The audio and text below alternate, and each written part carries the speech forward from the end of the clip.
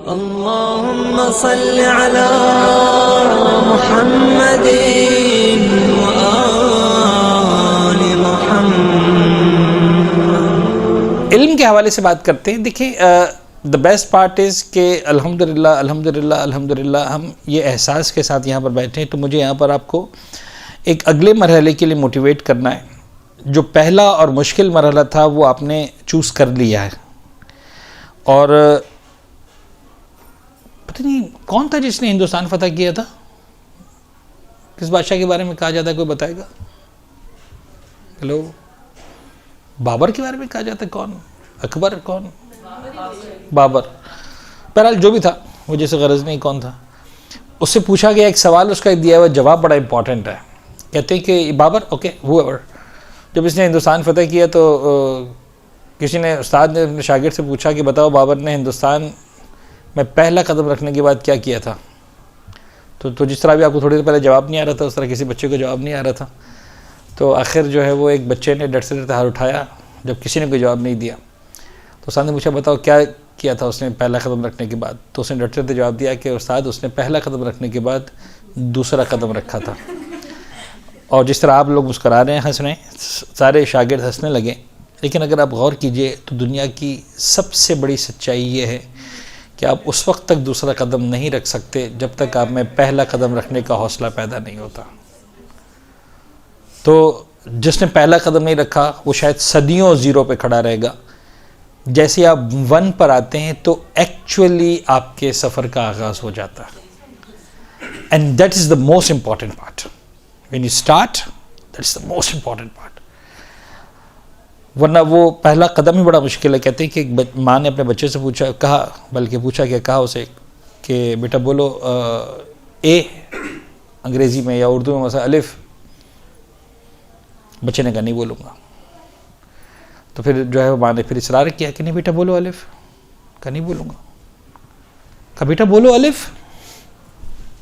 तो फिर कहा नहीं बोलूँगा। डांटा माँ ने, खबरदार बोलो अलिफ। नहीं बोलूँगा।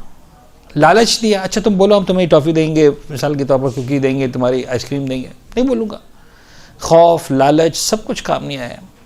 तो आखिर पहली मरतबा माँ को अकल आ गई और उसने अगला सवाल पूछा कि तुम क्यों नहीं बोलोगे। तरबियत औलाद के लिए बड़ा इंपॉर्टेंट है कि हम लोग अपनी बात थोपना तो चाहते हैं अपने बच्चे पर, उससे पूछते नहीं है कि वो एक काम अगर कर रहा है तो क्यों और अगर नहीं कर रहा है तो क्यों। तो जब माँ ने पूछा कि बेटा क्यों नहीं बोलोगे, तो बच्चा मुस्कुराया। मुस्कुरा के कहता है कि अम्मा बात यह है कि अगर मैं बोल दूंगा अलिफ तो बात ख़त्म थोड़ी हो जाएगी, यहाँ से तो बात आगे बढ़ेगी। मैं बोलूँगा अलिफ तो आप कहेंगी बोलो बे, और मैं कहूँगा बे तो आप आगे की बात करेंगी। तो मैं अलिफ ही ना बोलूँ। तो दुनिया की सबसे बड़ी सच्चाई यह है कि when you say alif, then you have started on the track। और आप यकीन जानिए कि ख़ुद आपको भी एहसास होगा, अंदाज़ा होगा कि जितने स्टूडेंट्स यहाँ पर बैठे, आप सब अपने सर्कल्स को देखें तो आपको अंदाज़ा होगा कि अगर आपके सर्कल में 100 अफराद हैं तो शायद उसे एक आदमी यहाँ पर आया है सीखने के लिए। आपके कज़िन्स और चच्चियाँ और पप्पियाँ और ममानियाँ और खालाएँ और बहनें और भाभियाँ और पता नहीं क्या क्या क्या जितने भी रिश्ते आपको आते हैं, मुझे तो सारे रिश्ते भी नहीं आते, आप सबको देखेंगे तो आपको अंदाज़ा होगा कि कोई भी नहीं आ रहा है यहाँ पर। और इनमें से बहुत सारे लोग ऐसे होंगे जिनके पास आपसे ज़्यादा वक्त है, आ भी सकते हैं, बट स्टिल वो ये वाला कदम नहीं उठा पाते। तो आई अप्रिशिएट, मैं आपको मुबारकबाद देता हूँ कि आपने पहला कदम उठाया, एंड दैट्स वेरी इंपॉर्टेंट। लेकिन एक बात याद रखिएगा कि पहला कदम उठाने के बाद जो अगले कदम हैं वो जाहिर सी बात है कि जब भी आप एक मरहले में आते हैं तो मुझे डर लगता है पहले मरहले में ये डोज देते हुए जो मैं आज देने वाला हूँ आपको। लेकिन ये भी खौफ आता है कि अगर ये पहले मरहले में ना सिखाया तो शायद देर हो जाए। तो बड़ा ज़रूरी भी होता है कि हम जो है वो इसको सीखें। जैसे ही आप लोग मदरसे ज्वाइन करते हैं, अलकायम में आ गए, किसी और मदरसे में चले गए, तो आप एक टाइटल कैरी कर लेते हैं खुद ब खुद। एक एक उन्वान अपने साथ लगा लेते हैं कि अच्छा ये हैं मदरसे वाले,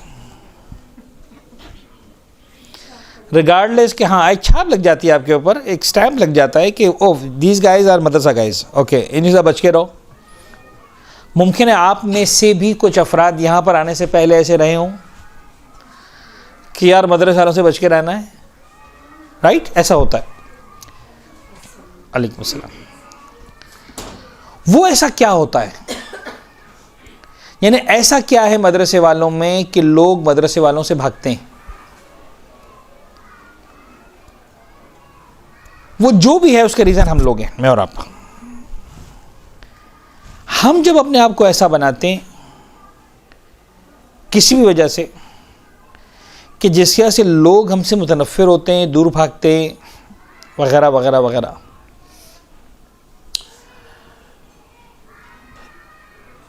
उसके कुछ वजूहात हैं, उसके कुछ रीज़न्स हैं।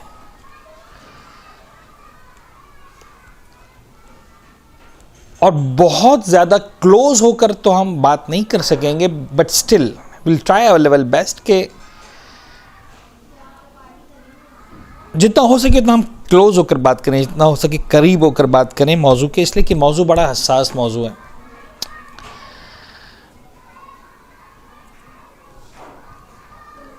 जब हम मदरसे में आते हैं, जब हम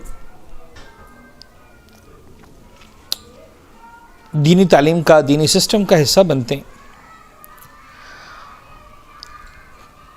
तो एक गलती हम सबसे पहले दिन करते हैं, सबसे पहले दिन करते हैं, और वो गलती हम ये करते हैं कि हम समझते हैं कि चूंकि हम मदरसे में आ गए तो हमसे ज़्यादा पढ़ा लिखा तो कोई हो ही नहीं सकता। सॉरी, अब जो हम कह रहे हैं वही हक़ है, वही सच है, वही सब कुछ है।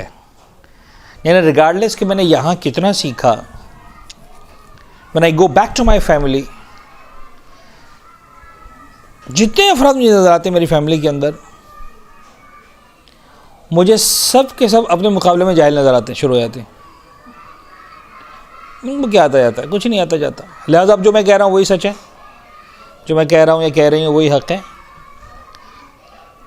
ये एक बहुत बड़ी मिस्टेक है जो हम करते हैं। नंबर 2 मिस्टेक जो तुरफा तमाशा होती है वो ये कि ना हम अपने आप को आलिम फाजिल समझते हैं और उनको जाहिल समझते हैं, हम सिखाना भी शुरू कर देते हैं कि आज से तुम सीखना शुरू हो जाओ, और सिर्फ सीखना मत शुरू हो जाओ, जो हम कहें वो करना शुरू हो जाओ, बस ख़त्म, एनफ इज़ एनफ, बहुत हो गया। यानी थोड़ा सा मुश्किल से एग्जाम्पल दूँ, अगरचे यहाँ पर एक खातून ने जुमला इस्तेमाल किया और मैं उस वक्त भी कहना चाह रहा था कि you do not need to mention this, लेकिन मेरा अपना ख्याल है, अल्लाह करे मेरा ख्याल गलत हो, वो ये कि इस वक्त जो यहाँ पर अफराद बैठे हैं वो 100% अफराद जो है वो बाहिजाब है, ठीक है ना। लेकिन मैं मुतमईन हूँ कि ऐसा नहीं होगा कि 100% अफराद ये क्लेम करें कि फ्रॉम द डे वन हम बाहिजाब है। अल्लाह करे फ्रॉम द डे वन सब बाहिजाब हो, लेकिन मेरा नहीं ख्याल है कि जो यहाँ पर बैठे हैं वो सब के सब एक क्लेम कर सके कि जी सर पहले दिन से जब से हिजाब वाजिब हुआ, बल्कि उससे भी पहले से 7 साल की उम्र से हिजाब करते हैं। अच्छा, तो अब मिसाल के तौर पर जो है वो हिजाब तो 9 साल की उम्र वाजिब हुआ था, किसी ने मिसाल के तौर पर 12 साल में शुरू किया, किसी ने 15 साल में शुरू किया, किसी ने 20 साल में शुरू किया, किसी ने 25 साल की एज में शुरू किया, किसी ने 30 साल की एज में शुरू किया। मुझे नहीं लगता कि कोई 18-20 से ऊपर का यहाँ बैठा हुआ है। ऐसे ख़वातीन आमतौर पर होती नहीं 18-20 से ऊपर की, ठीक है ना। लेकिन जब भी हमने हिजाब शुरू किया, जब तक हमने हिजाब नहीं किया था, कोई अगर आकर बात करता था हमसे हिजाब करो तो हमें बड़ा बुरा लगता था नहीं लगता था, ये क्या हमको सिखाने आगे, स्पेशली अगर कोई जूनियर है ऐसा वैसा। लेकिन the day I started doing हिजाब,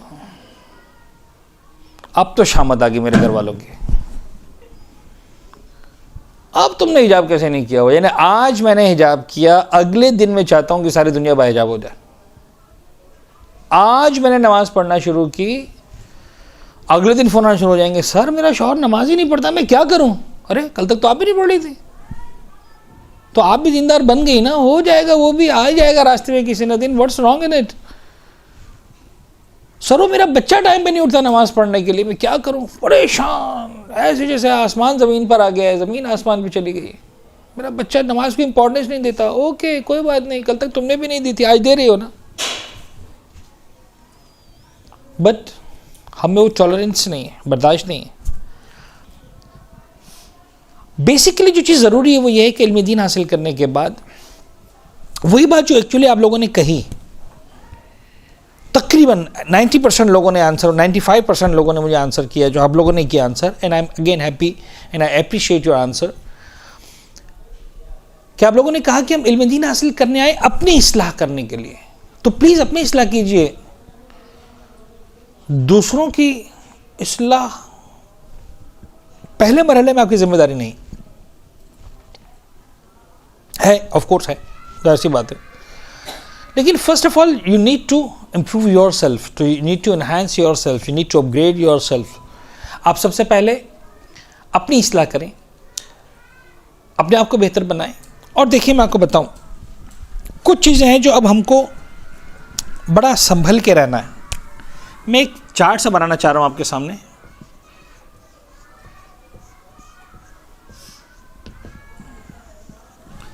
अगर आप लोग को नजर नहीं आ रहा तो आप थोड़ा सा यहां पर भी आ सकते हैं, इधर भी जगह है, यहां पर भी बैठ सकते हैं। बड़े हसास मरहले पर लेकर आ रहा हूं, बड़े हसास मरहले पर, और मुझे उम्मीद है कि शॉकिंग नहीं होगा आप लोगों के लिए। ये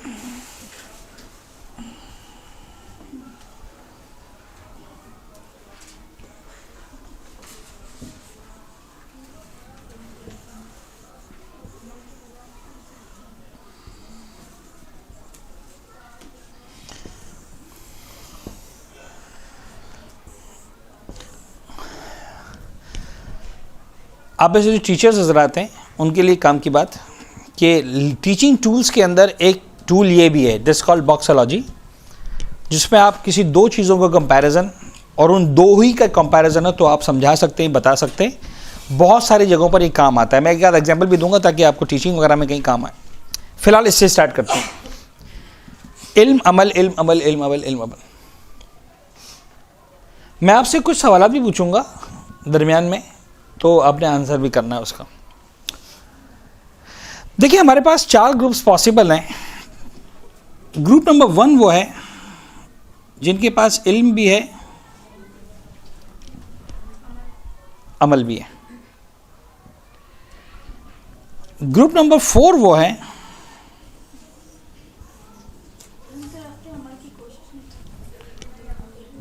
जिनके पास इल्म भी नहीं है, अमल भी नहीं है। ग्रुप नंबर 2 और 3 खुद ब खुद समझ में आ गए, सिंपल है। ग्रुप नंबर 2 वो है जहां इल्म है, और ग्रुप नंबर 3 इल्म नहीं है लेकिन अमल है। हाँ, वो जो आमिल बैठ जाते हैं, वो जो जाहिल मेंबरों में बैठ जाते हैं, वो इल्म के बगैर अमल होता है ना।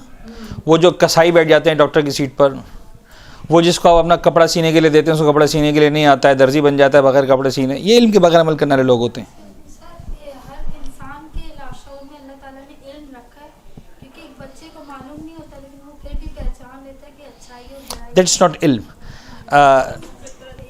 That is understanding. हम इस पे बात करें। ये 4 ऑप्शंस हैं, ठीक है, 4 ऑप्शंस हैं, 4 ही ग्रुप्स हैं।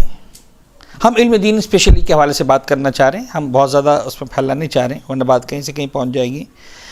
इल्म दीन के हवाले से भी आपको ऐसे लोग मिल जाते हैं। आपने पूछा ना कि वो कौन लोग होते हैं जो बग़ैर इल्म के अमल करते हैं।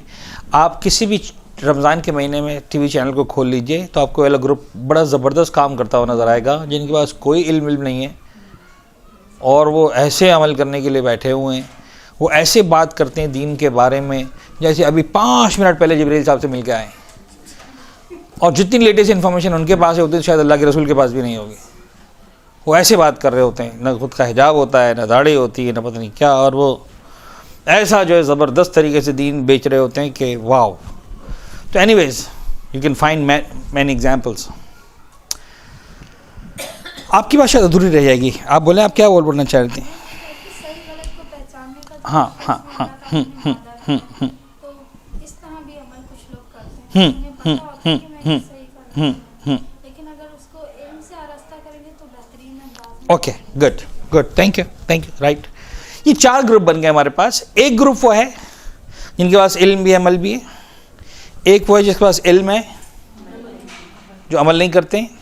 एक वो जिनके पास अमल है, अमल कर रहे हैं, इल्म नहीं है। एक वो है जिनके पास ना इल्म है ना अमल है। Now my 2 questions and you have to answer quickly without speaking, बोलना नहीं है, ठीक है? लिखना है अपने पास, जो आपके पास कागज़ है उस पर लिख लें, और उस पर कोई नंबर वंबर नहीं मिलने वाले, कोई पास फेल नहीं होने वाला, कोई जिंदाबाद मुर्दाबाद नहीं होने वाला, just for your understanding. Question number 1, ये जो 4 ग्रुप्स हैं इनमें से बेहतरीन ग्रुप कौन सा है? बोलना नहीं है। ग्रुप नंबर कौन सा है? बेस्ट। लिख लिया आप लोगों ने? क्या लिखा सबने?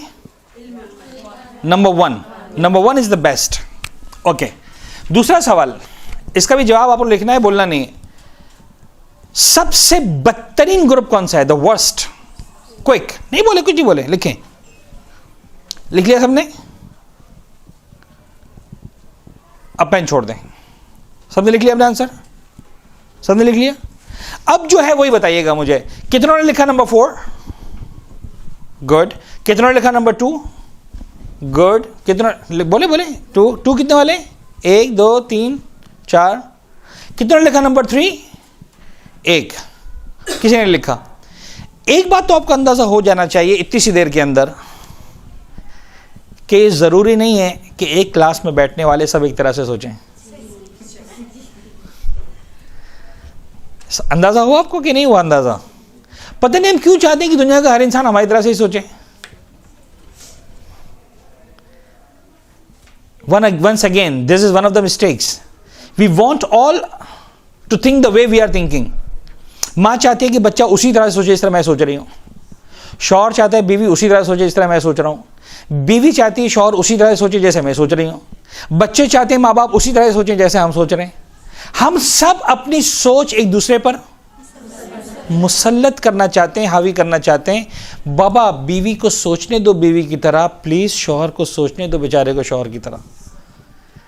प्लीज़ अपने बच्चों को सोचने दो उनकी तरह, और अगर तुम्हारे वालिदैन कुछ और सोच रहे हैं तो उन्हें सोचने दो अपनी मर्ज़ी से। अपनी सोच किसी पर ज़बरदस्ती लागू करने की कोशिश मत करो, बिकॉज हर शख्स खुद समझ रहा होता है कि मैं किस मंजिल से गुजर रहा हूँ। मैं इस वक्त जनाब अली बिला वजह आप जितने अफराद यहाँ पर बैठे हैं उनमें कुछ पर उंगली उठा दूँ, तुम्हें शर्म नहीं आती? तुम्हें दीन की तालीम की कोई तुम्हें इज्जत महसूस नहीं होती कि तुम बड़े मज़े से टेक लगा के बैठी हो और मैं चंद अफराद को शर्मिंदा कर दूँ बिला वजह? क्या मुझे है इख्तियार इस चीज़ का कि कोई सिर्फ टेक लगा कर बैठा है या कोई कुर्सी पर बैठा है उसको बोल दो कि तुम्हें शर्म नहीं आती, कोई तहजीब नहीं तुम्हारे पास?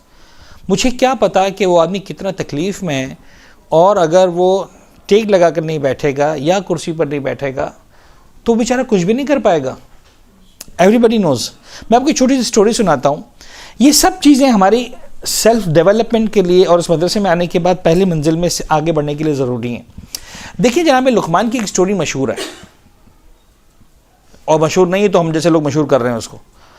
वो क्या स्टोरी है कि एक दिन अपने बच्चों को लेकर निकले और उसको लेसन देना था। तो सवारी का जानवर था उनके पास, अब गधा था या घोड़ा था, वटेवर, गधा के बारे में कहा जाता है, इट्स डोंकी, एंड लेके निकले। और जो है वो कहा कि बेटा मैं बैठ जाता हूँ तुम पैदल चलो। बैठ गए। सुना हुआ आपने सबने स्टोरी वाली? कौन ऐसी नहीं सुना हुआ? नहीं सुना हुआ? एक दो ने, चले उनको सुना देते हैं। बैठे लुकमान बैठ गए, बेटा चलने लगा। चले तो लोगों ने कमेंट्स किया कि देखो यार कैसे जालिम बाप है, इसको रहम नहीं आता, अपने बच्चे को पैदल चला रहा है, खुद मज़े से बैठा हुआ है, ऐशी कर रहा है। जनाब लुकमान ने अपने बेटे से कहा बेटा तुमने सुना? कहने लगा हाँ पापा सुना। This was option number 1। कह रही ऑप्शन तो फेल हो गया, लोग इससे सेटिस्फाई नहीं हो रहे इस ऑप्शन से। एक काम करते तुम बैठ जाओ, मैं पैदल चलता हूँ। जनाब लुकमान पैदल चलने लगे, बेटे को बिठा दिया। जब चले फिर कुछ लोग नजर आए, उनका कि यार देखो कैसा जालिम बेटा है, खुद जवान अट्टा कट्टा मदद चल रहा है, बाप को जो चला रहा है पैदल, कुछ शर्म तमीज़ नहीं आती। Okay, option 2 also failed. ना ऑप्शन 1 काम किया ना ऑप्शन 2 काम किया। Okay, go to option number 3। हम दोनों बैठ जाते हैं। लुकमान भी बैठ गए, पीछे बच्चे को बिठा दिया, अब जा रहे। फिर लोगों की नज़र पड़ी, कहने के देखो यार कैसे जालिम बाप बेटा है, बेज़बान जानवर पर रहम नहीं खाते हैं। शर्म नहीं आती कि जो है वो एक एक करके बैठ जाएं, दोनों एक साथ जो है बैठ गए और उसको तकलीफ़ दे रहे हैं। वो जो एनिमल राइट्स वाले होते हैं ना, तो उनका भी ऑप्शन 3 ये भी फेल हो गया। अब क्या बचा? सिर्फ अकेले लुकमान बैठे, वो भी समझ में नहीं आया, अकेला बेटा बैठा, वो भी समझ में नहीं आया, दोनों बैठे समझ में नहीं आया, तो चलो दोनों उतर जाते हैं। दोनों पैदल चलने लगे। फिर लोगों ने देखा, फिर कमेंट किया, कैसे बेवकूफ़ हैं, हमारे पास तो सवारी नहीं है इसलिए पैदल चल रहे हैं, इनके पास है फिर भी पैदल चल रहे हैं। 4 ऑप्शंस, चारों फेल हो गए fail. Now I ask you again, what is the best option after this 4? Number 1 लिखें, what is the best option? 1 2 3 4। सिर्फ बाप नंबर 1, सिर्फ बेटा नंबर 2, दोनों नंबर 3, कोई भी नहीं नंबर 4। What is best? लिखें, कोई मसला नहीं, कोई पास फेल नहीं होना, कोई जिंदा मुर्दाबाद नहीं होना इसके अंदर।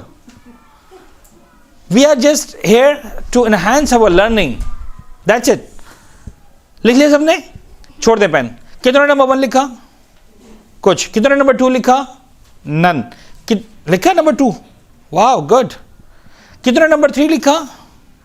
दोनों बैठे, गुड। कितने नंबर 4 लिखा? वाह, उन्होंने नंबर 4 भी लिखा।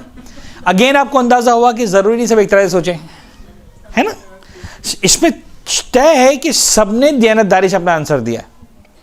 लेकिन मैं मुतमईन हूं कि जब मैं आप सबसे पूछूंगा कि 1 वालों ने 1 क्यों लिखा, तो वो स्टार्ट में एक अगर लगाएंगे फिर जवाब देंगे।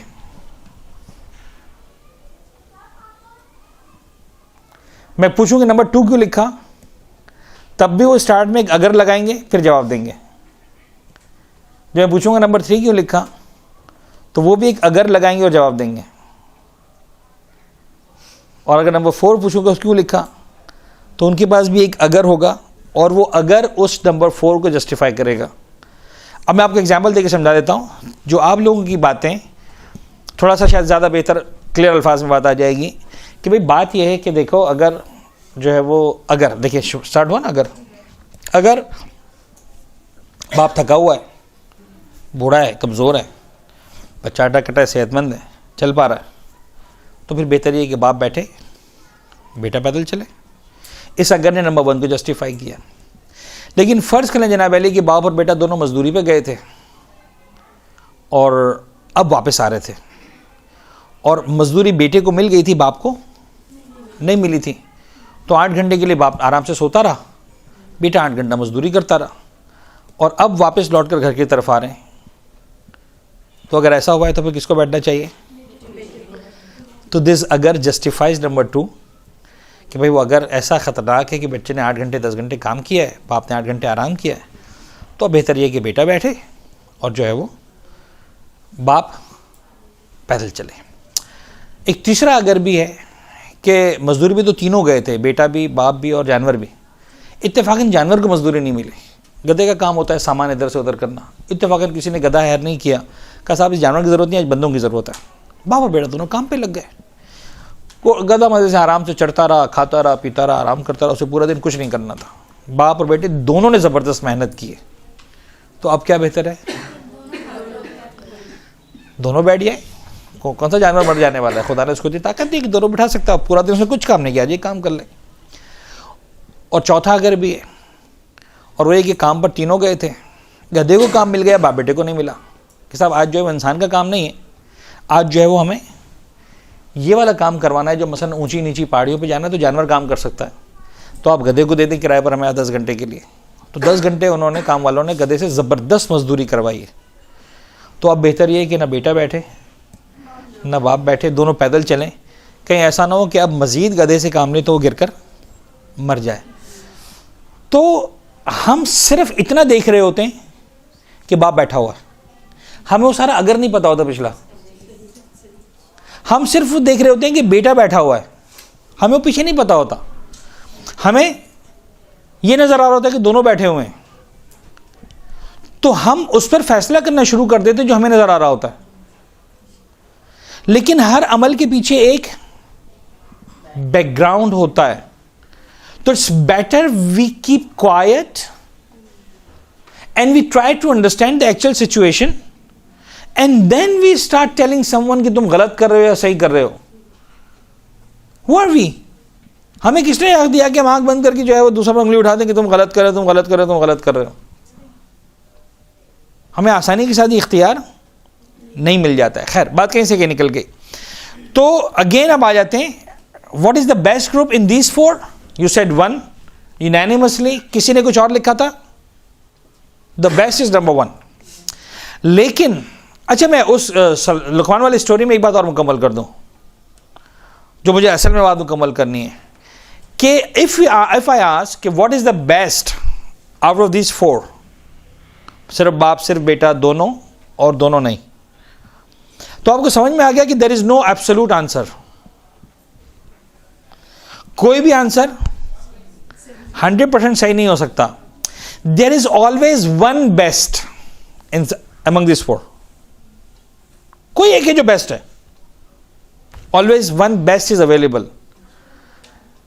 जो फर्द उस सर्कमस्टांसिस में है वो डिसाइड करेगा कि व्हाट इज बेस्ट। वो मैं और आप कभी भी डिसाइड नहीं कर सकते। तो agree to disagree is very important. चलें, अब बात कहीं और निकल जाएगी, मैं उसमें जानना नहीं चाह रहा। अब आ जाते हैं यहां पर कि 4 ऑप्शंस हैं इल्म और अमल के हवाले से। तो हमने पूछा कि व्हाट इज द बेस्ट, आप सबने कहा कि नंबर 1। मैंने कहा व्हाट इज द वर्स्ट, किसी ने कहा 2, किसी ने कहा 3, किसी ने कहा 4। अक्सर लोगों ने 4 कहा था। मैं आपको ऑप्शन दे रहा हूं कि इन सारी बातों को सुनने के बाद अब आप अपने चाहें तो आंसर को चेंज कर सकते हैं। व्हाट इज द वर्स्ट, जिन्होंने 2 लिखा था अगर वो कुछ और लिखना चाहते हैं, मसलन 3 या 4 तो लिख सकते हैं। जिन्होंने 3 लिखा था वो भी अगर चेंज करना चाहते हैं तो लिख सकते हैं, और जिन्होंने 4 लिखा था वो भी अगर चेंज करना चाहें तो लिख सकते हैं। Please note down again what is your answer, कि इन चारों में सबसे बदतरीन ग्रुप कौन सा है। मत बोलें प्लीज, लिखें। कोई जिद्दा मुर्दाबाद नहीं होने वाला प्लीज, कोई नंबर नहीं मिलने वाले, पास फेल नहीं होने वाला, जस्ट योर अंडरस्टैंडिंग लिख दें। कितनों ने सेम रहने दिया अपना जवाब? 1 2 3 4 5, बस बाकी सबने चेंज किया। अब बताइए कितनों ने 2 लिखा है? काफी लोग हो गए। कितनों ने 3 लिखा है? एक फर्द बस। किसी ने 3 नहीं लिखा हुआ? क्या पता ये सबसे सही आंसर हो। अच्छा 4, गुड, अभी भी 4 वाले हैं।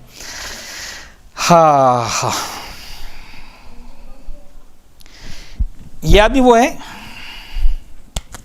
जो डॉक्टर है, दूसरों को दवाई भी दे रहा है। ये आदमी है जो डॉक्टर भी नहीं है, दवाई भी नहीं दे रहा। ये डॉक्टर है लेकिन दवाई नहीं दे रहा।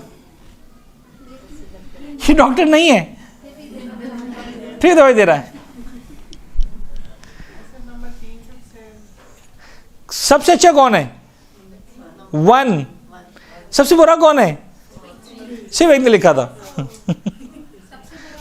सबसे बुरा 4 नहीं है, 4 भी सबसे अच्छा है, इसलिए कि डॉक्टर भी नहीं, दवाई भी नहीं दे रहा।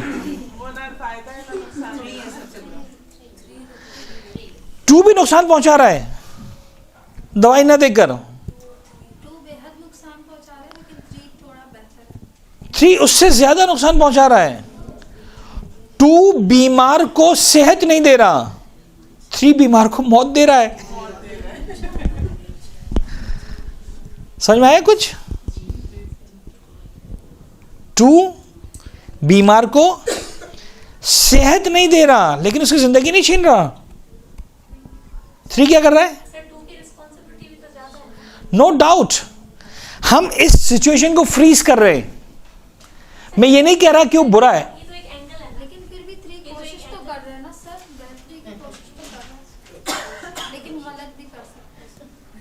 सर ये तो एक जाविया है, निगाह है ना, वो तो मौत के दिहाड़े पे लेके जा रहे हैं ना, दवा दे भी रहे हैं तो मौत भी दे रहे हैं। समझाना ये कि मैं मिसाल के तौर पर फर्ज कर लेता हूँ मैं गाली में दिन हूँ, फर्ज कर लेता हूँ, ऐसा नहीं फर्ज करने में गाली में दिन हूँ, मैं घर बंद करके बैठा हूँ, किसी को बात नहीं करूँ, कितना नुकसान है?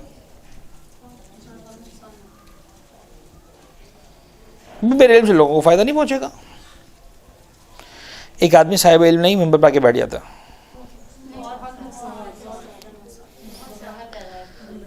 तो नुकसान दे हुआ 3। Are you getting? हमारे सोसाइटी का प्रॉब्लम समझ में आ रहा है आपको? फ्री बनने की कोशिश करते हैं सब, बल्कि फैला हुआ है। This is the most common virus. अच्छा, हमारा इस वक्त का टाइम मुकम्मल हुआ, इसी चीज़ को हम कंटिन्यू करते हैं। थोड़ा सा मैं चाह रहा हूँ कि वैसे तो आपने गपशप करनी थी, अगर न भी कहता मैं आप लोगों को, इसलिए कि ख़वातीन चुपचाप बैठ तो सकती नहीं, तो मैं आपसे रिक्वेस्ट करूँगा कि आप लोग थोड़ा सा इसको मज़ीद एक्सप्लोर करें, थोड़ा सा इस पर डिस्कस करें, हम आके इसको दोबारा कंटिन्यू करते हैं यहीं से। एक बार सलवात पढ़ते हैं बिस्मिल्लाह। जी जनाब, किसी नतीजे पहुँचे? कुछ बात हुई, कुछ सोचा इस हवाले से, कुछ और कौन अच्छा है कौन बुरा है?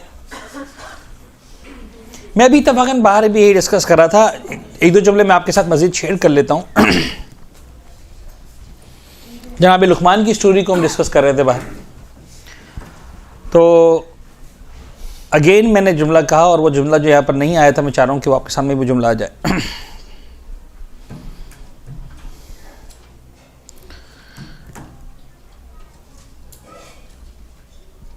और वो ये कि जो 4 ऑप्शंस होते हैं ना, बेस्ट हमेशा हिडन होता है,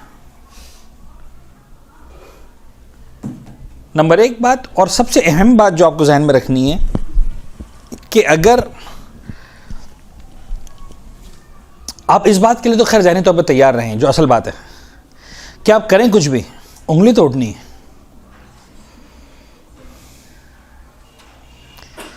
आप कोई भी काम ये सोचकर करेंगे कि उंगली नहीं उठनी, हो तो भूल जाए, सॉरी, उंगली तो उठनी है।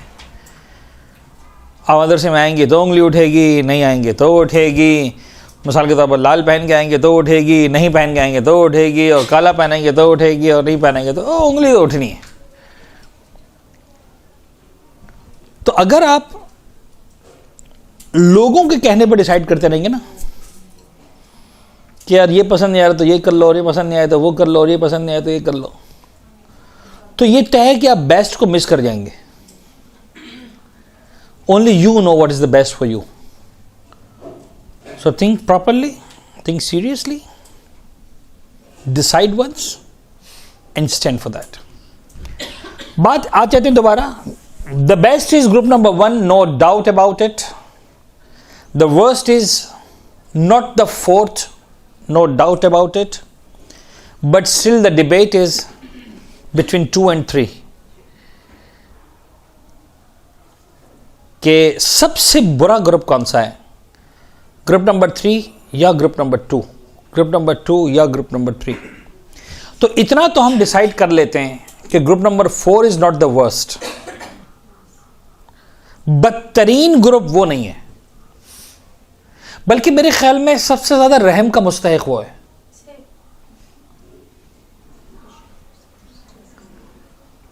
कुछ भी नहीं गरीब के पास। हाँ,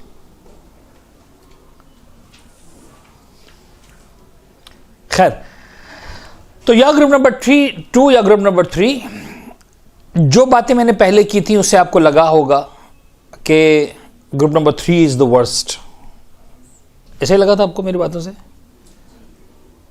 जो मैंने एग्जांपल्स दी थी कि साहब एक डॉक्टर है जो इलाज नहीं कर रहा, और एक डॉक्टर नहीं है, कसाई, और वो इलाज कर रहा है, दवाइयाँ दे रहा है, नीम हकीम। सर आजकल तो मेडिकल स्टोर वाले भी सब कुछ बता देते हैं।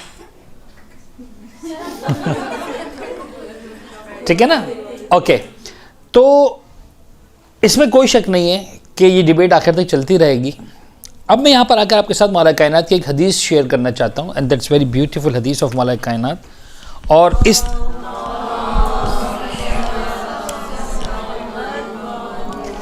और शायद मौला को ही ज़ेब देता है इस बुलंदी की बात करना, हम ज़ेब भी नहीं देता, वही कर सकते हैं। इमाम फरमाते हैं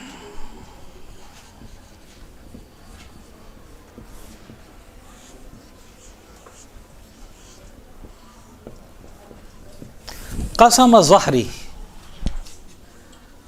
व्हाट ही सेड, कसम ज़हरी, अरबी तो आपको आती है। Number 1,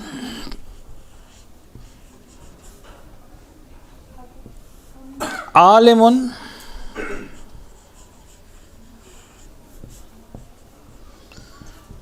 मुतहत्तिकुन, oh my god, it's a permanent marker। ये किसे रखा था यहाँ पर? डस्टर तो है लेकिन ये मार्कर परमानेंट है।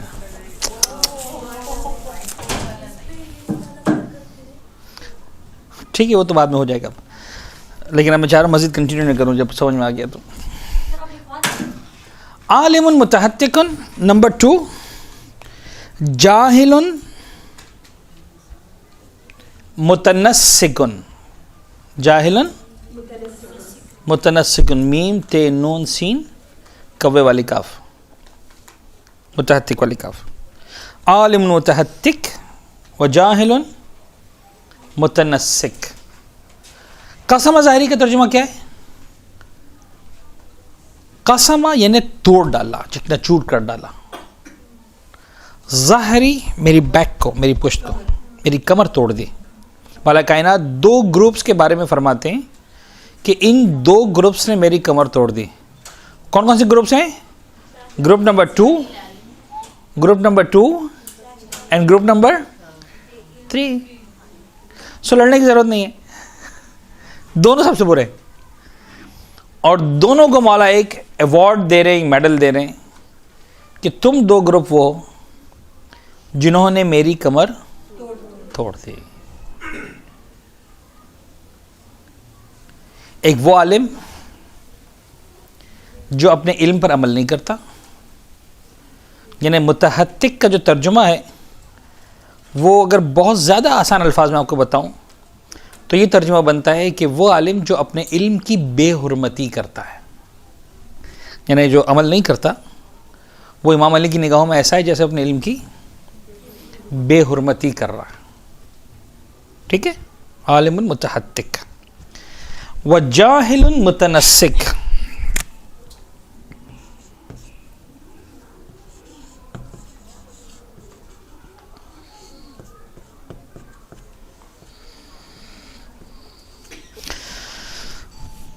एक वो जाहिल जो इल्म नहीं लेकिन अमल करना शुरू कर देता है, दीनदार बन जाता है।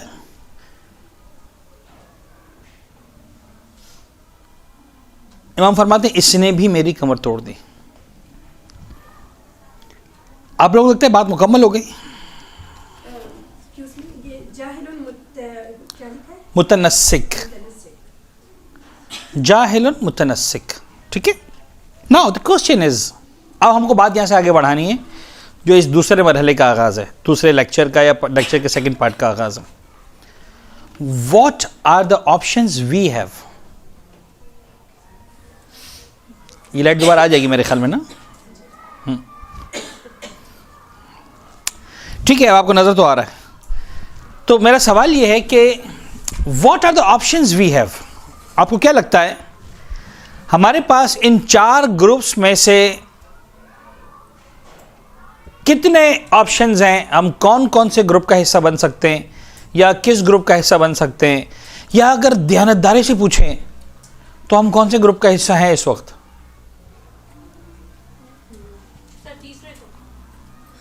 नहीं,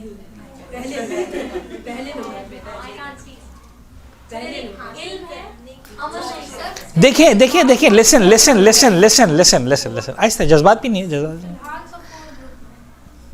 देखिए हम यहां पर आ गए ना, इसका मतलब हम 4 में तो नहीं, ये तो तय है। We are not the part of the 4th group. देखिए बड़ा खतरनाक सवाल है ना ये। और मैंने कहा ना कुछ स्टार्ट में मैंने कहा था कि मुझे डर लगता है कि आया पहले क्लास में इतना मुश्किल डोज देना है कि नहीं देना, लेकिन अगर नहीं देते हैं तो लेट हो जाते हैं बाज़ औक़ात। That's why I am discussing this points with you.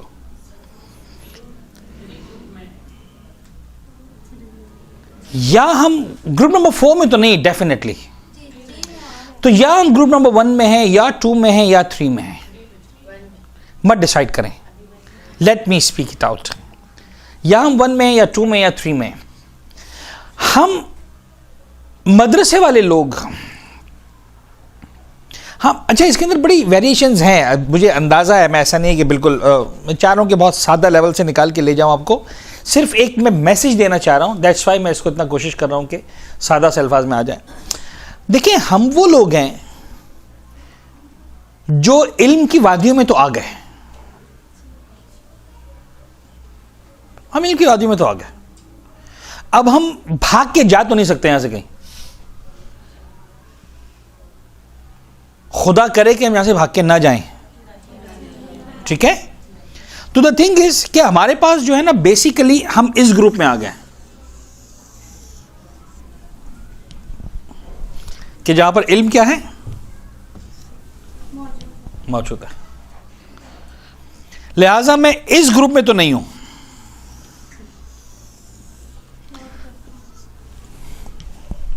तो मैं नंबर 3 का हिस्सा भी नहीं हूं, नंबर 4 का हिस्सा भी नहीं हूं। मेरे पास सिर्फ 2 ही रास्ते हैं, या मैं बेहतरीन बन जाऊं या मैं बदतरीन बन जाऊं। तकल्लुफ़ात अपनी जगह, मुझे ज़िंदगी में कभी भी मुंह से ये नहीं कहना कि मैं बदतरीन हूं, सॉरी बेहतरीन हूं, लेकिन I have to struggle for the best. इसलिए कि अगर मैं वो नहीं बन सका तो मैं क्या हूं फिर? मैं वर्स्ट हूं, आई एम द वर्स्ट। और एक जुमला बड़ा मशहूर है, the world suffers a lot not because of the violence of the bad people but because of the silence of the good people। दुनिया ने बहुत मुश्किलात झेली हैं, बुरे लोगों की बुराई की वजह से इतना नहीं जितना अच्छे लोगों की खामोशी की वजह से, ग्रुप नंबर 3 की वजह से इतना नहीं जितना ग्रुप नंबर 2 की वजह से। कुछ समझ में आ रहा है? तो यूं समझ लीजिए कि आपने वो जो अभी अब आपको समझ में आया मैं क्या कहना चाह रहा था। वो पहला स्टेप और दूसरा स्टेप, हमने पहला स्टेप उठा लिया,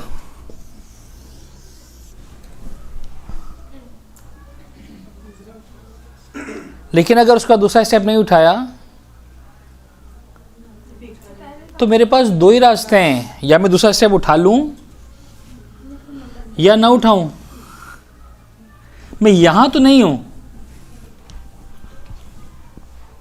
अब मैं चाहूं भी तो यहां नहीं आ सकता हूं। क्यों नहीं आ सकता पता है? इसलिए कि पहले उठा चुका हूं। तो अगर मैं पीछे भी जाऊंगा तो वो दूसरा स्टेप भी माना जाएगा। मैं 0 पर नहीं आऊंगा, मेरा ख्याल है कि मैं 0 पर हूं, खड़ा 0 पर हूं, लेकिन एक्चुअली मैं दूसरा स्टेप उठा के 0 पर खड़ा हूं। समझ में आ रही बात? खुदा मुझसे कहेगा कि तुझे मैंने दिखा दिया था, अब तो नंबर 3 और 4 में नहीं है, अब तो नंबर 2 में है। चलो रही बात। थैंक यू, जज़ाकल्लाह। तो ये बड़ा खतरनाक है। और अब जो हमारे सफर का आगाज हो रहा है वो इस सफर का आगाज हो रहा है।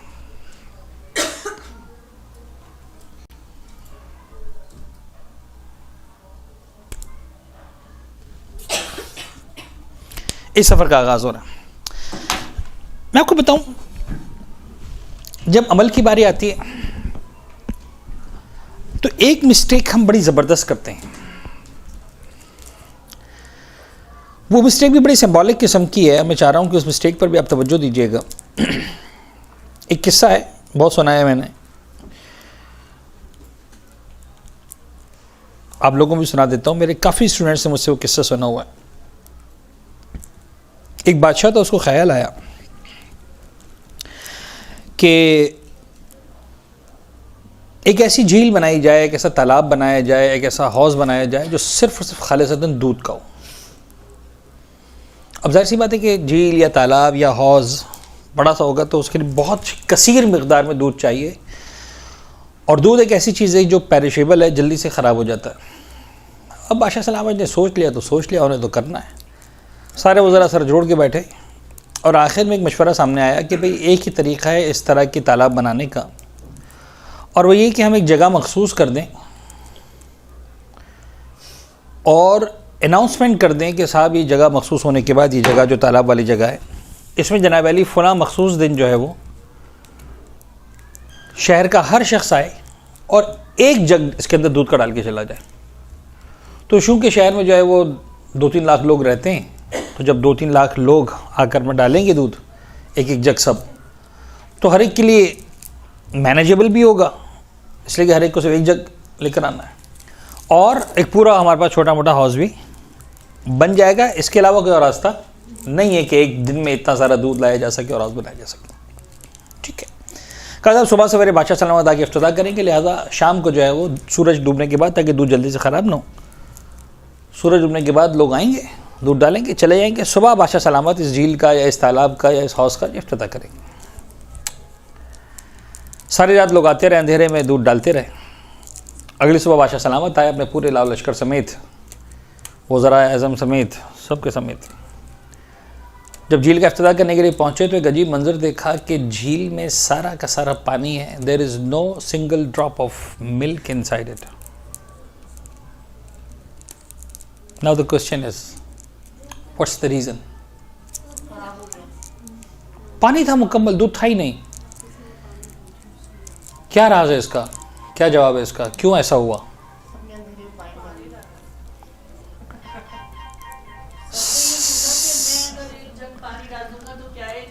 एहसन, हर एक ने ये सोचा कि सब तो दूध डालने वाले हैं, मैं एक जग पानी का डालूंगा तो क्या फर्क पड़ेगा।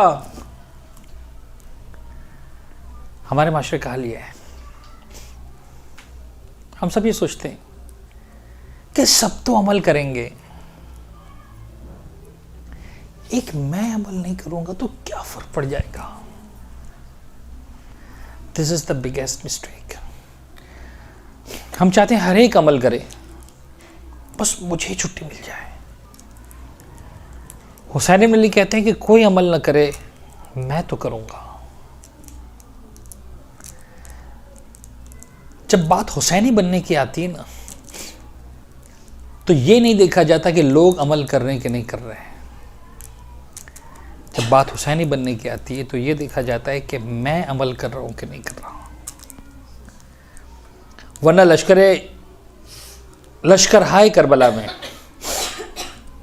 मैदान करबला में कितने लोग थे जो अमल नहीं कर रहे थे, कितने लोग जो कर रहे थे। अमल करने वालों की तादाद बहुत कम थी, बहुत कम थी। ना करने वालों की तादाद कितनी, यानी अमल करने वालों की तादाद 2 फिगर्स में 72। मैं फिलहाल शोहदा की बात कर रहा हूँ, वरना खवातीन को मिला के ज़्यादा हो जाएंगे, या 3 फिगर्स में चलें। और ना करने वालों की तादाद मिनिमम 5 फिगर्स में। अगर लाखों तक हम ना भी जाएं तो हज़ारों की तादाद में, 60,000, 70,000, 80,000, पता नहीं 30,000, मुख्तलिफ रिवायतें। हुसैन ये नहीं देखते कौन अमल कर रहा है नहीं कर रहा, हुसैन ये देखते मैं अमल कर रहा हूँ कि नहीं कर रहा। तो मैं समझाने से भी चाह रहा हूँ कि जिस जगह आपने दाखिला लिया है ना, अगेन मैं आपको मुबारकबाद देता हूँ, आई अप्रिशिएट, लेकिन अपनी जिम्मेदारी को समझें। आपने पहला कदम उठा लिया है, now you are at the very difficult phase now. लेकिन वो डिफिकल्ट फेज इतना डिफिकल्ट भी नहीं, बड़ा आसान है। क्या करना है? अगर मैं कहता कि तुम पाकिस्तान के 18 करोड़ अवाम को मुसलमान बनाओ तो बड़ा मुश्किल था या आसान था? मैं तो कह रहा हूं अपने आप को मुसलमान बना लो। एक आदमी को बनाना है, सिर्फ दुनिया में एक इंसान को मुसलमान बनाना है आपने। किसको? हो, किसी को नहीं, अपने आप को, जिस पर तुम्हारा सबसे ज्यादा इख्तियार चलता है। आप चाहे कुछ भी समझें, आपका इख्तियार सबसे ज्यादा किस पर चलता है? अपने आप पर। बाकी किसी पे इतना इख्तियार नहीं चलता। हर आदमी कहीं ना कहीं आगे जो है वो धोखा दे जाएगा, चाहे सगा बाप हो, सगी अम्मा हो, शौहर हो, भाई हो, बेटा हो, कहीं ना कहीं आगे पलट जाएगा। जिस पर आपका सबसे ज्यादा इख्तियार चलता है वो कौन है? आपका अपना वजूद मुक़द्दस।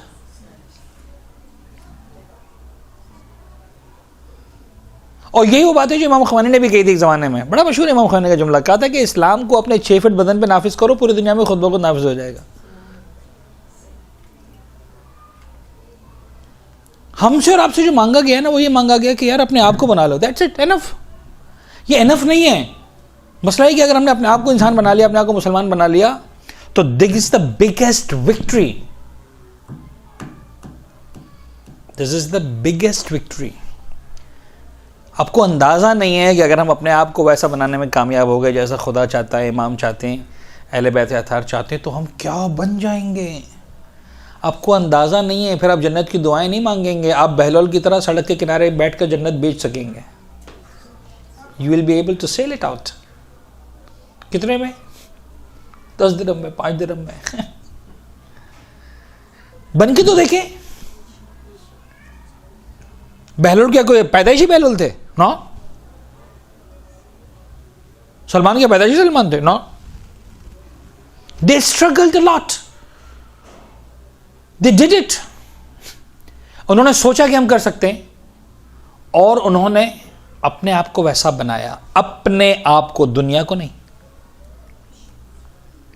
लेकिन ऐसा बना लेता है इंसान अपने आप को कि दुनिया उनकी मिसालें देती है, दुनिया उनसे इंस्पायर होती है। सदियों गुजरने के बाद भी इनका नाम लिया जाता है।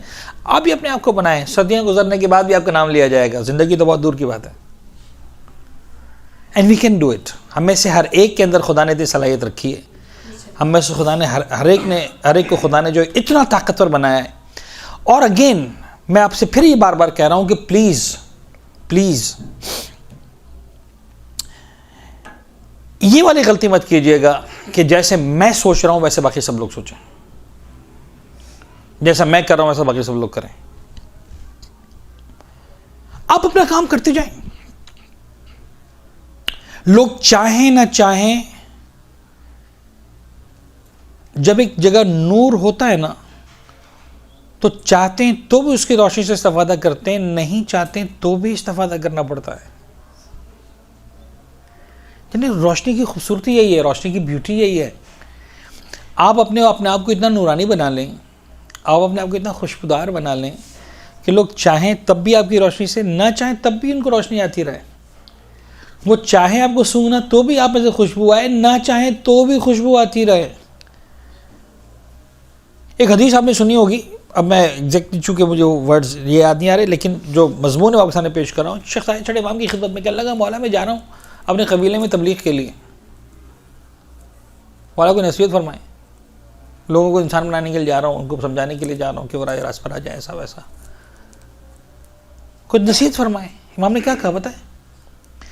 इमाम ने कहा कोशिश करना कि तुम्हें लोगों को राह रास्त पे लाने के लिए अपनी ज़बान इस्तेमाल ना करनी पड़े।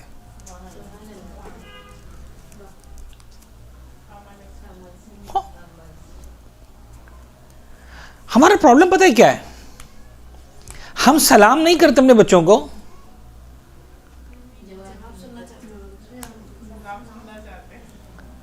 उनको सलाम सिखाना चाहते सलाम किए बगैर। अजीब बात है। घर में आते बेटा सलाम सलाम बोलो, तो भाई आप बोल दो ना, प्रॉब्लम क्या है? अगर मैं बाप हूं, घर में गया हूं, तो मैं सलाम बोल दूं, प्रॉब्लम क्या है? मेरे बच्चे ने ये सीखा कि अब्बा आएंगे तो हमें सलाम करना पड़ेगा। अब वो बड़ा हो कि कभी भी ये नहीं कर सकता कि वो अपने बच्चे को सलाम करें। हालांकि थोड़ी देर पहले जैसे किस्सा में हमने सुना होता है कि जो घर में आया उसने सलाम किया रिगार्डलेस ऑफ द रिलेशन। बाप आया तो भी उसने सलाम किया, बेटा आया तो उसने सलाम किया, शौहर आया तो उसने सलाम किया। सारे रिश्ते आ गए ना. And it is not because of wife, not because of mom, it's not because of the daughter. It's a general rule of Ahlul Bayt कि जो घर में आएगा वो सलाम करेगा. फिर चाहे अल्लाह के रसूल वो भी सलाम करेंगे, फिर चाहे मौला कायनात शौहर वो भी सलाम करेंगे, फिर चाहे बच्चे वो भी सलाम करेंगे. अच्छा, अजीब बात है, अगले मरहले में अल्लाह के रसूल चादर के नीचे बैठे हैं, अब जो चादर में जाना चाह रहा है वो सलाम कर रहा है. अब सबके सब अल्लाह के रसूल को सलाम कर रहे हैं, इसलिए कि because the one who is entering you should give the सलाम. मसला ये है कि इट्स नॉट अबाउट सलाम. I am not talking about सलाम, actually I am talking about the culture. कि हम ही चाहते हैं कि मैं ना करूं, सब करें, मैं एक अकेला नहीं करूंगा तो क्या फर्क पड़ जाएगा. माई प्रॉब्लम इज दिस, मैं अच्छी भाभी ना बनूं, मैं अच्छी नंद ना बनूं, मैं अच्छी भावज ना बनूं, मैं अच्छी अम्मा ना बनूं, मैं अच्छी बेटी ना बनूं, मैं अच्छी खाला ना बनूं, मैं अच्छी सास ना बनूं, मैं अच्छी बहू ना बनूं, बाकी सब अच्छे हो जाएं और मैं कह सकूं यार मेरी हरकतें वैसी हैं लेकिन मेरी सास इतनी अच्छी हैं. कौन सी दुनिया में रह रहे हैं हम लोग. समझ में आ रही बात आपको? कुछ सिर्फ सलाम की बात नहीं है, हमारे कल्चर की बात है, हमारे सिस्टम की बात है. और ये अजीब बात है माय डियर स्टूडेंट्स कि हम लोग यहां आने के बाद मैं समझता हूं कि हमारी पहली विक्ट्री होनी ये चाहिए कि हम जो है वो खुद इस रास्ते में कदम रखें अमल में. We start doing what we are understanding, what we are learning, what we are taking, what we are gaining. जो हम सीख रहे हैं, जो हम समझ रहे हैं, जो हमें सिखाया जा रहा है, जो हमें बताया जा रहा है, उस पर हम अमल शुरू कर दें. And do not struggle to teach others, please. सबसे बेहतरीन मुअल्लिम आप उस वक्त बनते हैं जब आप बोलना छोड़ देते हैं. प्लीज देखें, मुझे नहीं लग रहा कि टाइम हमारे पास है, लेकिन मैं स्टार्ट कर देता हूं इसलिए कि बहरहाल हमारा जो नेक्स्ट लेक्चर है वो इस अबाउट तकलीद and the system of religion, उस पर हम समझने की बात करेंगे. आज सिर्फ हमारा ये लेक्चर इल्म और अमल की हद तक, मोटिवेशन की हद तक था. लेकिन एक बात मैं चाह रहा हूं आपसे करूं, दो खुसूसियातें बड़ी इंपॉर्टेंट हैं और खुदा ने फितरती तौर पर हर इंसान के अंदर वो दोनों खुसूसियात रखी हैं. एक खुसूसियत का नाम है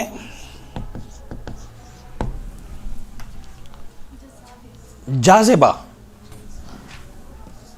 और एक का नाम है दाफ़िया. जाज़िबा एंड कुव्वते दाफ़िया, इन दोनों को बैलेंस करना बहुत जरूरी है. कुव्वे जाज़िबा एंड कुव्वे दाफ़िया, what these are? First of all we need to understand this. क्या है कुव्वते जाज़िबा, क्या है कुव्वते दाफ़िया? जाज़िबा है इज फ्रॉम जज्ब. मैग्नेट को देखा है आपने? मैग्नेट अपने आप को ऐसा बना लेता है कि उसके आसपास की सराउंडिंग्स की चीजें चाहें ना चाहें उसकी तरफ खींचती हैं. जाज़िबा, अट्रैक्शन, एक रिपल्शन. यही मैग्नेट अगर नॉर्थ से नॉर्थ मिल जाए तो भगाता है दूर. करता है कि नहीं करता है? दूर फेंकता है, यानी चाहे ना चाहे सामने चीज को दूर फेंकता है. हमारा प्रॉब्लम पता है क्या है? हमारा दाफ़िया हमारे जाज़िबा पर हावी होता है.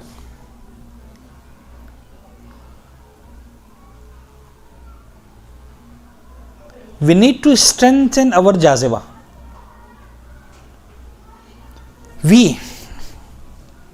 हम सब, मुझ समेत, हमारा अखलाक, हमारा अंदाज, हमारा स्टाइल ऐसा होना चाहिए कि हमारी फैमिली हमसे दोस्ती करने के लिए मरे, हमारे साथ एक सेल्फी खिंचवाने पर फख्र करें. Believe me, this is the target. आप चाहें ना चाहें वो आपकी इज्जत करें, आपके साथ बैठ के बात करना चाहें, आपसे दोस्ती करना चाहें। ये मैं आपको इसलिए बता रहा हूँ सारी बातें कि स्पेशली वो लोग जो फर्स्ट टाइम आए मतलब क्लास के अंदर, काफ़ी लोग हैं जो कह रहे हैं फर्स्ट टाइम आए, अब वो आना शुरू करेंगे तो उनमें शौक़ पैदा होगा, मज़ीद अमल करेंगे इंशाल्लाह। तो अब होगा ये कि अब आप परेशान होना शुरू होंगे। मैं आपको सही बता रहा हूँ अभी से, अब आप परेशान होना शुरू होंगे। क्यों परेशान होना शुरू होंगे? इसलिए कि अब आपको लोग जो है ना दूसरी नज़रों से देखना शुरू करेंगे। ये अलकायम बली हैं, सोच के बात करना। अब आपको जो है वो मनफी चीज़ें मिलना शुरू होंगी आहिस्ता आहिस्ता, और उन मनफी चीज़ों को बड़ी आसानी के साथ ख़त्म कर सकते हैं अगर आपने अपने जाज़िबा को स्ट्रॉन्ग किया। बात ही नहीं करें जैसे आपने मदरसे में दाखिला लिया ही नहीं है, यार छोड़ो ना यार, मैं तुम्हारे जैसी हूँ, आजा बात करते। If the ultimate target is, मुझे एक बात बताइए, चलें आपने सवाल पूछा ना क्या सही है, मुझे एक सवाल का जवाब दें। अब मैं क्या करूँ, मैं ऐसा ही हूँ। फ़र्ज़ करें जनाब अली, एक औरत खड़ी है 100 स्टेप्स, ये है हिजाब, यहाँ पर 0 स्टेप, यानी यहाँ पर पहुँच गए। एक औरत हिजाब से दूर है 100 कदम, ठीक है। आपने उसको कोई बात की हिजाब के बारे में, तो बाहिजाब तो नहीं हुई, इसलिए कि ज़्यादा चांसेस नहीं कि पहले दिन कोई मानने वाला नहीं है आपकी बात, ऐसा ही है। वो बाहिजाब तो नहीं हुई, लेकिन एक फ़र्क पड़ा, और वो फ़र्क ये पड़ा कि वो 100 कदम दूर थी और 90 कदम पे आ गई, रही तो वैसे की वैसे बेहिजाब। और एक आदमी ने उसको हिजाब के बारे में ऐसे तरीके से बोला कि वो 110 पे चली गई। कौन जीता कौन हारा?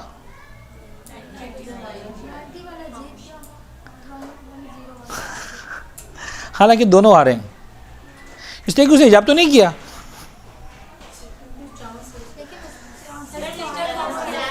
यस, यही मैं समझाना चाह रहा हूं कि जीत हिजाब करवाने का नाम नहीं है। एग्जैक्टली, आपने खुद ही फैसला दे दिया। आपने मुझसे पूछा कि सही है गलत, मैं उसका जवाब दे रहा हूं। ये इसलिए सही है कि जब आपके साथ दोस्ती पैदा होगी तो आप उसका हाथ पकड़ के आराम से हिजाब पे ला सकेंगे। लेकिन आज आपने हिजाब किया, कल डांटना शुरू कर दिया, वो 100 कदम पे होगी, 110 पर चली जाएगी। आप जीते हारे? आप अपना काम करें। और मैं समझाना ही चाह रहा हूं कि अब आपके मुश्किल फेज का आगाज हो रहा है। अब आपकी मुश्किल, यानी मेरे साथ ही प्रॉब्लम मैंने देखा है, मेरे स्टूडेंट जब मैं शुरू करता हूँ कहीं क्लासेस, तो 1, 2, 3 क्लासेस के बाद जो क्वेश्चंस आते हैं वो यही होते हैं कि सर क्या करें, ना भाई समझने को तैयार है, ना शौहर समझने को तैयार है, ना बाप समझने को तैयार है, ना बहन समझने को तैयार है, ना माँ समझने को तैयार है, बल्कि अब मज़ीद मुश्किलात पैदा होना शुरू हो गई हैं। ज़्यादातर उस मुश्किलात की वजह क्या होती है? आपका तालिब इल्म से मुअल्लिम बन जाना। कौन सा वाला मुअल्लिम? ज़बान वाला। मैं नहीं कह रहा हूँ मुअल्लिम ना बने, लेकिन वाले मुअल्लिम बने जिसमें ज़बान बंद रहती है, ख़त्म। देखिए मैं आपको बताऊं, बहुत ओपन होके, बहुत क्लोज होके, स्पेशली इनका पहला दिन है आज जब जाए ना, तो जो शौहरों वाली आज अपने शौहर को एक्स्ट्रा कुछ करके दें। फर्ज करें रोजाना चाय देते हैं, आज चाय के साथ मसलन कुछ और, फर्ज करें केक रखें, बिस्किट रखें, कुछ रखें, मिसाल के तौर पर। रोजाना दस्तरखान में मसलन 1 सैलेड होती है, आज 2 सैलेड रखें। तो पूछेगा शौहर, भाई, बाप, बेटा, ये क्या हो गया आज? तो आप कहेंगे आज मदरसे से होकर आए ना, हमको सिखाया वहां पर। ये आप देखिए दूसरी मरतबा कोई मदरसे की मुखालिफत नहीं करेगा। अच्छा, फौरन ये जुमला आएगा, यार तुम पहले क्यों नहीं गई थी? आपको सही बता रहा हूं। और जहां आपने फजर की नमाज पे जगाया, चलो नमाज पढ़ने के लिए उठो, पहला जुमला क्या आएगा? लो भाई ये जाकर आई मदरसे में। राइट? सही बता रहा हूं कि नहीं? आप मत करें वो काम कि अपना सर पीटे वो, आप ना वो काम करें कि वो कहें कि तुम पहले क्यों नहीं गई थी। This is in your hands. मैं आपको ये समझाना चाह रहा हूं, आप जाकर किसी की शादी खराब ना करें। एक शख्स आया छठे इमाम की खिदमत में, ईसाई मां का बेटा था, मुसलमान हो गया था। कहने लगा मौला मुझसे नहीं बर्दाश्त होता, चाहे मेरी मां है, कि वो ईसाई आपको नहीं मानती, आपके जद को नहीं मानती, पैगम्बर अकरम को नहीं मानती, मैं उसके साथ नहीं रह पाता, मुझे नहीं अच्छा लगता उसका रहना। इमाम ने कहा नहीं, कल तक जितनी खिदमत करते थे आज उससे ज़्यादा खिदमत करनी है। कि नहीं मौला मैं क्या करूँ? इमाम ने कहा नहीं करना है। अच्छा इमाम ने कह दिया था तो खुद ब खुद सारे बिटरनेस उसकी जो कड़वाहट थी वो ख़त्म हो गई। कहने लगा ठीक है मौला, नफरत भी थी तो आपकी वजह से थी, आज से मोहब्बत है दोबारा उस माँ से तो आपकी वजह से। यानी आज मैं देखूंगा कि मैं अगर माँ का ख्याल रख रहा हूँ तो इसलिए कि आप खुश हो रहे हैं, कल मैं माँ से नाराज़ हो रहा था तो इसलिए कि आपको खुश करना था, आज से माँ का ख्याल रखना शुरू किया। एक दिन, 2 दिन, 3 दिन, माँ ने कहा बेटा जब तक तू वहाँ तक नहीं गया था मदीने तब तक तेरा स्टाइल और था, जब से तू वहाँ से आया तेरा स्टाइल चेंज हो गया है। कहने लगा हाँ अम्मा क्या हुआ है? कहा कि जिसके पास गया था उसने कहा है कि पहले जितना ख्याल रखते थे उससे ज़्यादा ख्याल रखना है। अच्छा ईमानदारी की बात है, माँ ये भी कह सकती थी अच्छा इसका मतलब तू मुझसे प्यार नहीं करता उससे प्यार करता है। नहीं कहा माँ नहीं है, माँ माँ होती है। उसने कहा अच्छा तेरे नबी के बेटे ने ये बताया तुझे?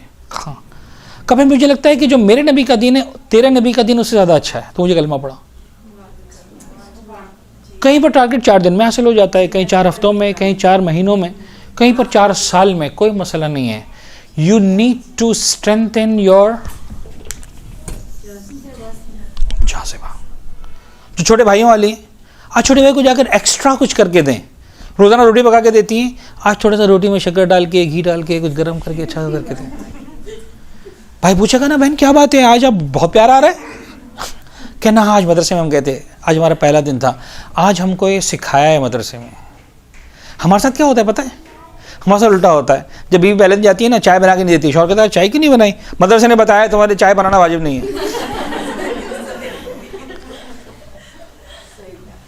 होता है? यस होता है। और इस वजह से लोग कहते हैं ये है अलकायम वालिया, इनसे दूर रहना। आप यकीन जानिए बाज़ औक़ात मदरसे वाली बच्चियों के रिश्ते नहीं आते हैं, मैं आपसे बहुत खुल के बात कर रहा हूँ। यानी सब थोड़ा माइनस पॉइंट बन जाता है। देखो यार वैसे तो ख़ानदान भी बहुत अच्छा है, पढ़ी लिखी भी है, लेकिन एक बात है मदरसे जाती है, अच्छा आप छोड़ो किसी और को ढूंढो। मदरसा इज़ द माइनस पॉइंट। किसने बनाया? हम लोगों ने अपने अमल से। हमने कहा सास के लिए चाय बनाना वाजिब नहीं है, हमने सीखा मदरसे में आकर के शौहर के लिए चाय बनाना वाजिब नहीं है, लेकिन हमने सीखा ये कि वाजिब नहीं है, लेकिन एक्चुअली पता है क्या सीखा? शौहर के लिए चाय बनाना हराम है, बनानी ही नहीं है। हमने ये सीखा कि सास के लिए चाय बनाना हराम है, बनानी ही नहीं है। पापा ये नहीं सिखाया था, ये तो दर हकीकत एजाज़ देने के लिए था, इज़्ज़त देने के लिए था कि कल तक अगर तुम ये सोच कर अपनी सास के लिए चाय बना रही थी कि ये बनाना वाजिब है, तो आज इस एहसास के साथ बनाओ कि वाजिब नहीं है फिर भी कर रही हो। इज़्ज़त उसके अंदर है। देखिए फजर की नमाज आप पढ़ते हैं या नहीं पढ़ते हैं? यस। ज़ोर से पढ़ते हैं कि नहीं? यस। मगरिब पढ़ते हैं कि नहीं? यस। क्यों पढ़ते हैं? कोई अल्लाह के लिए नहीं है। नहीं पढ़ेंगे तो डंडे पड़ेंगे, नहीं पढ़ेंगे तो डंडे पड़ेंगे। रमज़ान के महीने रोज़े रखते हैं कि नहीं रखते हैं? बाकी 11 महीने किधर गया अल्लाह? रमज़ान में क्यों रखते हैं? नहीं करेंगे तो डंडे पड़ेंगे। बाकी 11 महीने अगर मैं रोज़ा रखूं तो फिर कमाल है कि खुदाया जब तूने कहा था कि मुस्तहब है, वाजिब नहीं है, फिर भी रखूंगा तो फिर एक अलग ही एहसास होगा कि माबूद मुझे पता है कि रोज़ा रखना ज़रूरी नहीं था, फिर भी तेरी खातिर महीने में 1 दिन, महीने में 2 दिन, महीने में 3 दिन में रोज़े रख रहा हूँ। एहसास इश्क कब आता है? जब ऑब्लिगेशन के बगैर इंसान अमल करता है। मज़ा फजर में इतना नहीं आता जितना शब में आता है। हमारे शब कितने पढ़ते हैं? हाथ में उठाइएगा, वो उठाइएगा था, लेकिन सब नहीं पढ़ते इतना तय है। क्यों नहीं पढ़ते? इसलिए कि डंडा नहीं है। समझ में आ रही बात? मैं समझाने की, मैं एक स्टाइल समझा रहा हूं। द थिंग इज कि वाजिबात में वो लज्जत नहीं है जो मुस्तहबात के अंदर है, इसलिए कि वाजिबात बंदगी का इम्तिहान है, मुस्तहबात इश्क का इम्तिहान है। तो जब हम आपको बताते हैं ना कि शौहर के लिए चाय बनाना वाजिब नहीं है, तो हम आपको समझाना चाह रहे होते हैं कि तुम्हें वहां गुलामी करने की जरूरत नहीं है, तुम इश्क में भी बना सकती हो। You should have the privilege कि yes I love you, that's why I am making this tea for you, not because it's an obligation. अगर शरीयत ने कहा होता वाजिब है तो मैं भी अपनी बीवी से कहता, कौन सा तीर मार रही हो चाय बना के मेरे लिए, डंडे खाओगी खुदा से अगर नहीं बनाओगी तो, कह देता ना। और आपको भी एहसास होता जिन जिन के साहब कौन सा वायदा, नहीं बनाओ तो खुदा की मार खानी है, चाय बनानी वाजिब है, खुदा ने कह दिया वाजिब नहीं है, तो अब इंसान बनाएगा तो किस एहसास से बनाएगा कि I am doing it my own wish. ये चाय का जो वाजिब ना होना झगड़ा करने के लिए नहीं था, आपको इज्जत देने के लिए था। हमने क्या किया, इस मसले को उल्टा इस्तेमाल किया। राइट, समझ में आ रही बात? तो आगे प्लीज यू कैन गो। तो आज की बात हमारी मुकम्मल हो गई। दुआ में रखेंगे और दुआ करेंगे कि इंशाल्लाह परवरदिगार हमको ज़्यादा से ज़्यादा बेहतर सीखने की तौफीक इनायत फरमाए इंशाल्लाह।